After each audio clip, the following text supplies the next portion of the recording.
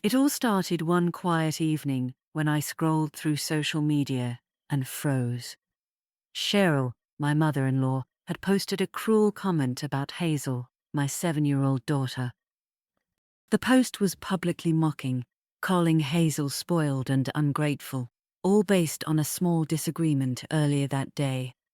My chest tightened as I read through the comments, some supportive of Cheryl, others clearly critical. Hazel had no idea yet, and I felt a rush of protective panic. I immediately closed the app, forcing myself to breathe, knowing I needed a plan before this escalated further. Ryan noticed my agitation as soon as I walked into the living room. He asked what was wrong, and I explained quietly, careful not to upset Hazel. But once Hazel peeked over my shoulder, she caught a glimpse of the post. Her little face crumpled, tears welling up instantly. I knelt in front of her, taking her hands and whispering, "This isn't your fault. Mummy and Daddy have you." Hazel's small fingers squeezed mine, as if clinging to a lifeline. I promised her we would fix this together. We immediately sat down as a family and discussed the situation. Ryan, calm yet determined, insisted that Cheryl couldn't get away with publicly humiliating our child. "This isn't just hurtful, it's dangerous," he said. I agreed. Hazel needed our protection, and she needed boundaries enforced, not excuses. We drafted a message to Cheryl asking her to remove the post and privately apologize, emphasizing the emotional harm she had caused. The hope was to resolve this without confrontation, but deep down, I knew this wouldn't be the end. Hazel clung to me throughout the discussion, asking why her grandmother would do something so mean. I explained that sometimes adults make mistakes, but her feelings were valid, and her dignity mattered. Ryan reassured her that her parents would always stand up for her. The three of us felt a renewed sense of solidarity, even as I worried about Cheryl's response. I knew that once she realized she couldn't manipulate us, tensions would escalate, and we had to be ready. Cheryl's response came quickly, though it wasn't what we hoped. She defended her actions, claiming it was just a joke and accusing us of overreacting. Ryan and I exchanged a glance, realizing diplomacy alone wouldn't work. Hazel's small voice asked if she was in trouble, and I immediately reassured her she wasn't. This was about protecting her, not punishing her. Ryan and I decided it was time for a more direct confrontation, one where boundaries were made clear and consequences explained. We prepared Hazel for what would happen next, letting her know we would handle the conversation with Cheryl and that she was safe. She nodded, a mixture of apprehension and trust in her eyes. The next morning we drove to Cheryl's house, determined to face the situation head-on. As we pulled into the driveway, I felt a surge of resolve. Hazel's well-being came first, and Cheryl needed to understand that public humiliation was unacceptable. Standing in Cheryl's living room, I watched her reaction when we mentioned the post. Her face shifted between annoyance and guilt, and she tried to laugh it off.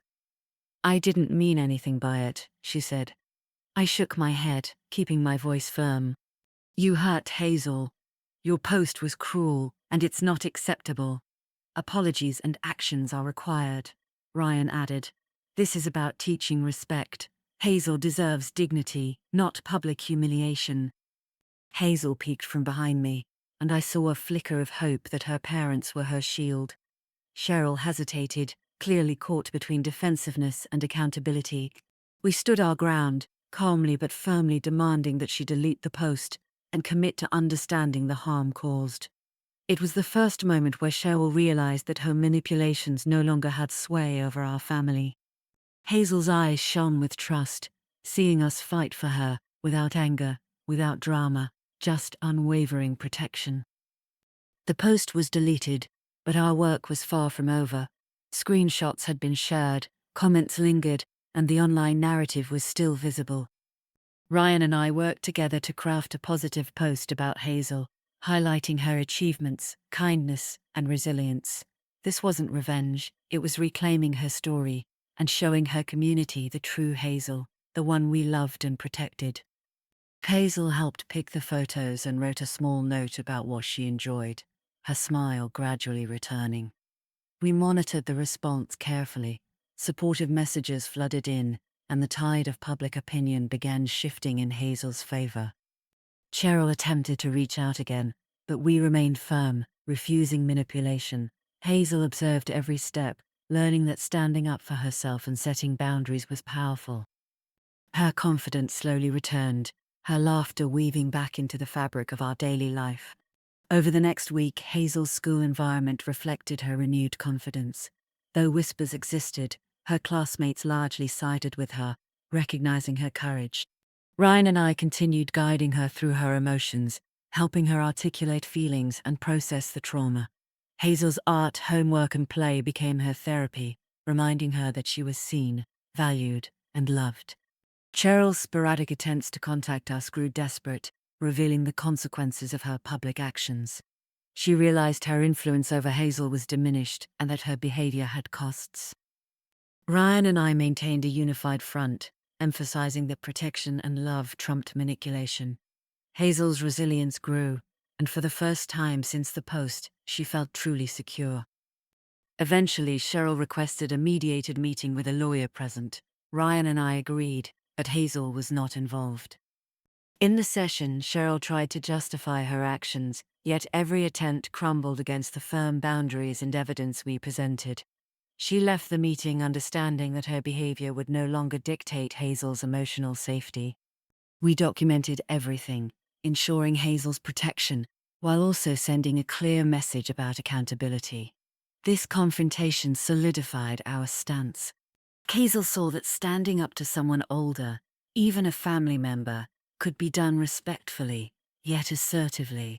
She learned that courage wasn't the absence of fear, but the willingness to act despite it.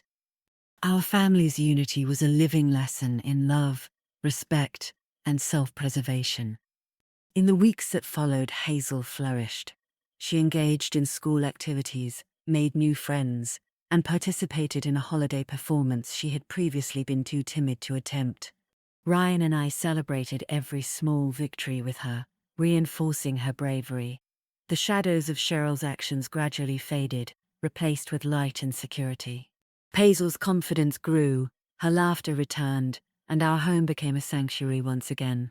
We also monitored social media carefully, ensuring that Hazel's privacy remained protected. Cheryl's influence waned, her online attempts to manipulate ignored. Hazel's world, once overshadowed by humiliation, now shone with love and empowerment. The incident became a turning point for our family. Hazel had learned the value of boundaries, our bond strengthened, and we had proven that love and advocacy could overcome cruelty. Cheryl's actions were no longer tolerated. Her attempts at manipulation were met with steadfast resolve. Hazel's resilience and our guidance had shifted the family dynamic, establishing clear expectations of respect for the future. Ryan and I looked at Hazel one evening, watching her draw and laugh freely. The sense of safety, stability, and empowerment we had cultivated was visible in her every movement. The post, the confrontation, and the aftermath had become lessons, not scars. Ultimately, Hazel's confidence flourished, and our family found peace. Cheryl faced lasting consequences, understanding that public humiliation could not override parental protection and love. Hazel learned that her parents would always stand up for her, and we learned the importance of advocacy, boundaries, and resilience. The experience bonded us closer than ever, creating a foundation of trust and respect that would guide us through any future challenges.